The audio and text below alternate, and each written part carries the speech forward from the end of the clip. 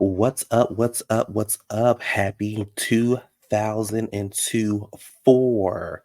Happy 2024. Happy New Year's. This is your boy Q the Content Guy, and I think I wanted to just drop a little video before I really discuss this, during the show with Adrian. Just want to put a little bit of content out. I'm trying to get better at making more videos. Um, don't forget to like, comment, subscribe to a friend who knows a friend who also know a friend who know that one friend to come over to the channel and come over here and put up with my foolishness. I hope everyone had a wonderful holiday. I hope everyone was safe and had a peaceful new year. And let's get into some news. We know who did not have a peaceful new year, which is not a shocker. Tamar Braxton. Y'all remember when Shaka Khan called her Tamar? And the Soul Train Award goes to Tamar Braxton. She ain't correct her. Tamar LaTroy have been beefing probably seriously since before Christmas, I'll say. It all started with, the fight between, well, I don't know if it was a fight, but the issue with Krishan and James Wright when she kind of, well, they said allegedly punched him in the face. He's saying she did do it. We don't know the truth because we have not seen that footage, but it was all over the internet. She did a show in LA, if I'm not mistaken, and she had the girl come out. I don't know why the girl came out, because she had nothing in common with Tamar. She had nothing in common with Muppet Face. And she came out and joined her on stage. Next thing you know, she backstage and she punches him in the face. There is video surfacing of that. TMZ has it. I cannot show that. But so they've been beefing since then because he ended up leaving a tour, getting fired from the tour, leaving a tour, something like that. And they've been beefing ever since then. LaTroy and Tamar have been friends for years, if I'm not mistaken. I know 2 weeks ago, he said that she owed him money. He's about to lose his mind. Tamar, former friend and employee Latron, claims she owes money from promoting her Love and War tour.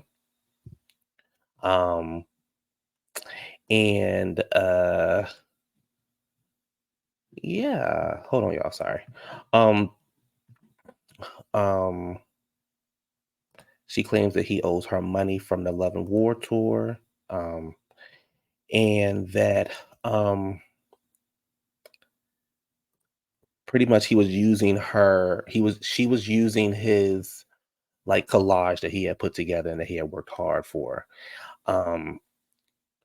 And she used it to promote the rest of her tour that was going on. Plus the tickets were going on sale. Plus it was also a meet and greet. He got on Twitter and said, "I sent you and your team this edit, being nice, offering you the rights to this footage.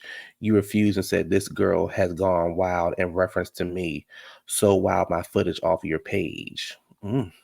Since this is your tour, you need to pay your own camera people, editors to shoot and edit footage of you.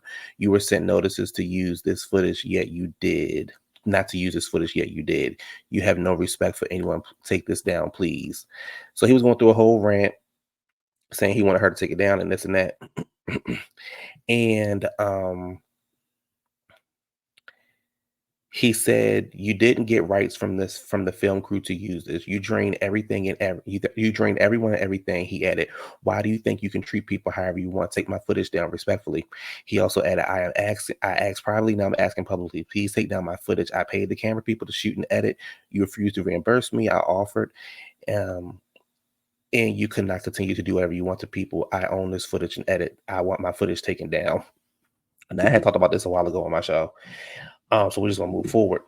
So last week or this week, last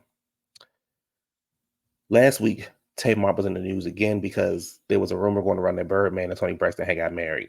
Kind of find out that rumor was not true. And she was on the internet saying, did she get married, y'all? Did she get married? I don't know. They ain't answering my phone calls. Tony Braxton came out and said that was not true. They are very much both single and are great friends. So then she gets on the internet and she's pretty much, you know how she get. Um, she said, "What was once funny has turned into something negative. I'm tired. It's always something."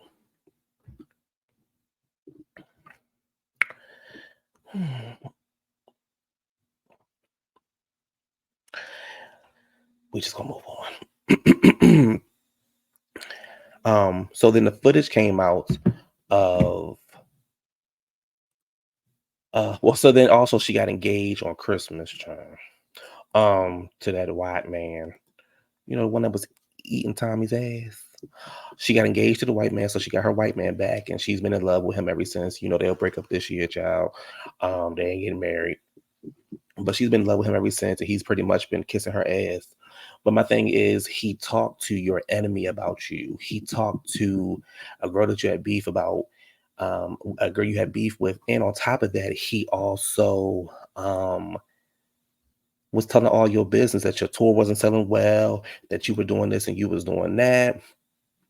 And I just don't think that I could ever do that. But you know, that's me. I know that I personally couldn't go back to somebody. We would never, ever, ever, ever, ever, ever talk again. The Lord Himself would have to come down and say something, and I might even question that. But you know, Tamar should do anything for attention. So they're engaged. So then a couple days ago, this footage comes out where Krishan was they were backstage praying before the show, and you can see the footage of Krishan walking backstage and pretty much jumping in the middle of the prayer. And you can see Tamar Cook looking like, girl, what's going on? And then you can see Tony looking like, what's going on? And Krishan was trying to grab Tony's arm, and Tony was like, "Girl, that's not. I'm not. We ain't doing that." Um, so everybody was. So like I said, that video surfaced. All this drama started to happen, and in the midst of that, um, Tony Braxton caught a little bit of heat. I don't know why she caught a stray, but Tony caught a stray, and dang, I don't know what I did with that. With that. With that clip somebody said, because I thought it was very interesting that they would say that. But somebody pretty much was like, she has an evil spirit, because why would you basically go and move your hand out of the way when somebody's trying to um what's the word? When somebody's trying to give you a hug or grab your hand or whatever. That made no sense, right? It made absolutely no sense at all.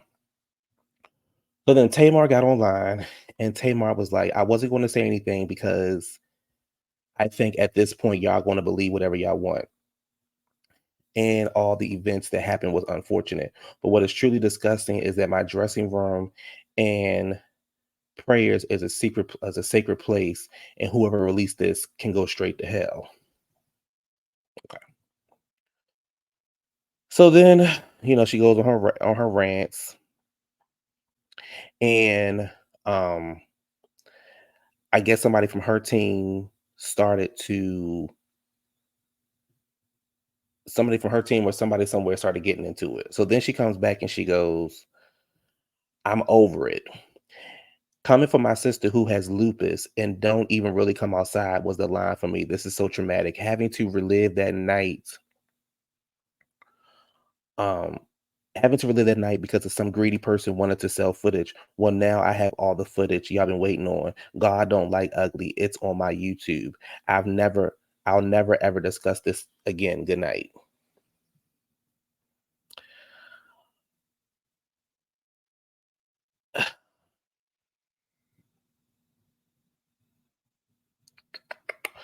Here's the thing. You cannot go around and be like, oh, my sister has lupus, so she can't be, y'all can't be around her. Y'all can't do that, because if that was the case, then nobody would be in the room with her but you. And for you to say, oh, Chrisean they didn't know each other, honey, that's the tonibraxton. The How Many Ways Unbreak My Heart. He wasn't man enough. Please.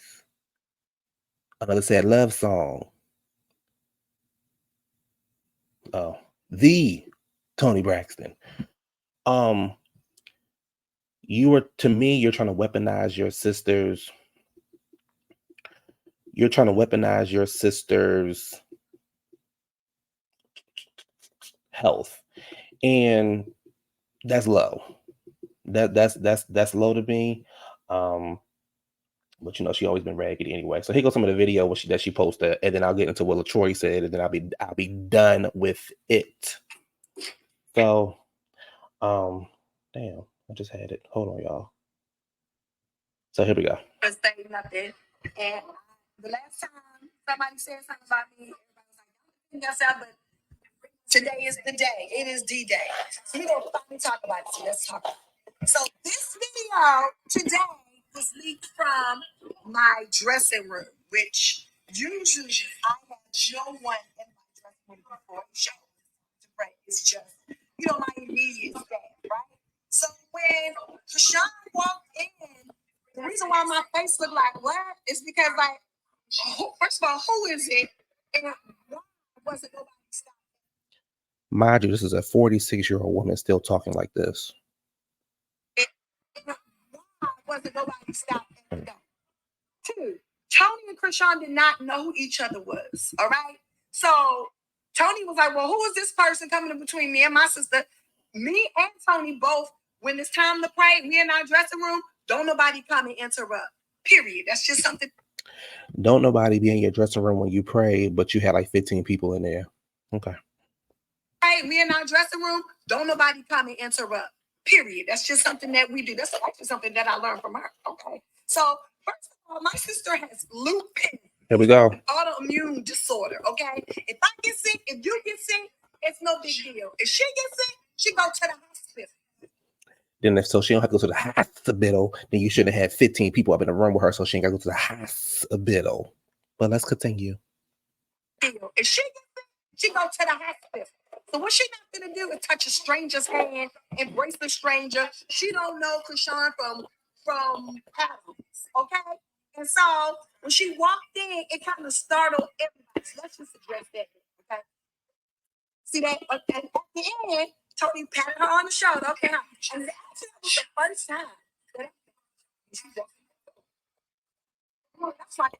That's your first time meeting Chrisean when she walked through the door. However, you had this girl at your show like she was your sister, and we all know how you treated your sisters. Talking about you was just trying to help her. Remember that big rant you went on? I was just trying to help her, trying to give her some advice. Since I've been through that. I've been through what she been through. You ain't been through what she been through, mama. You ain't been what she been through. You're not from the hood. You ain't never lived in the hood.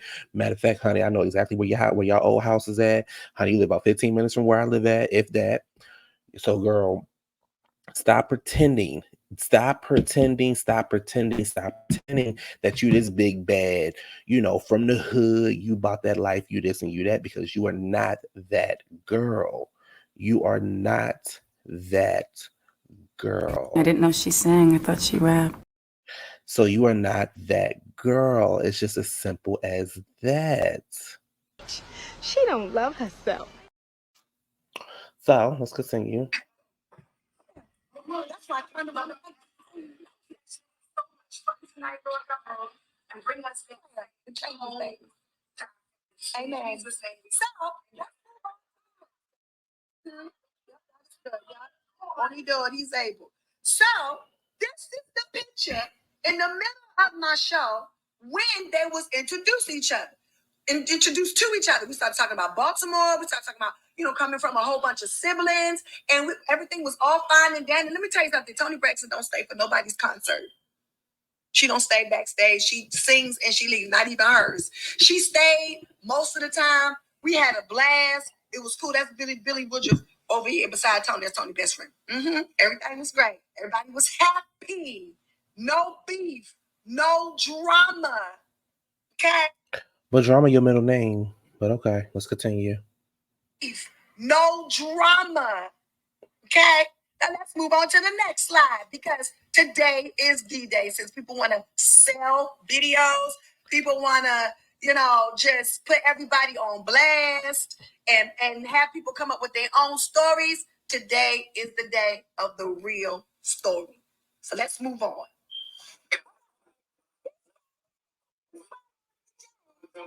Bow back.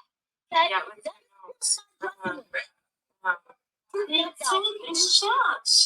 So do you want?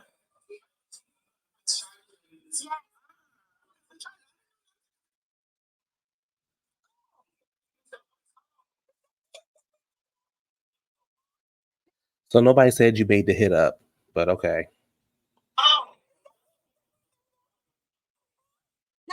Now, Jake is my best friend, and I would never ever do this. Look at my baby lips. I would never ever do this like that. But at this point, it has gotten above and beyond out of control. Okay? Nobody is lying on nobody. Nobody wants no. Okay, so that is her version of the story, right? Fine. My thing is you doing too much. That is your best friend, right? That you claim. However, you will sell your best friend's soul to get some popularity. Now, your twin over here, LaTroy, because honey, LaTroy ain't no better than you, has been going on rants. He's been going on all these different rants and Instagrams, Twitters, all those kind of things. And he's been beefing with Tamar's new gay, her new fag hag, that she has around her until he does something that she dismiss him too. And he says, child, he says so much, child. But he says, I didn't get fired from her tour. I think he got fired. But I didn't get fired from the tour. And him and Travis, that's the guy's name, have been going back and forth. That's who now works with Tamar. And he's pretty much been saying, like, I actually work for Tamar and she's telling the truth. He broke up with her the same day she got robbed. This is about the whole JR thing. And then he says,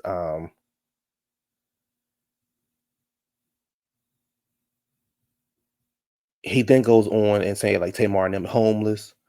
No, I do believe Tamar living in that man's house because she ain't got her own place.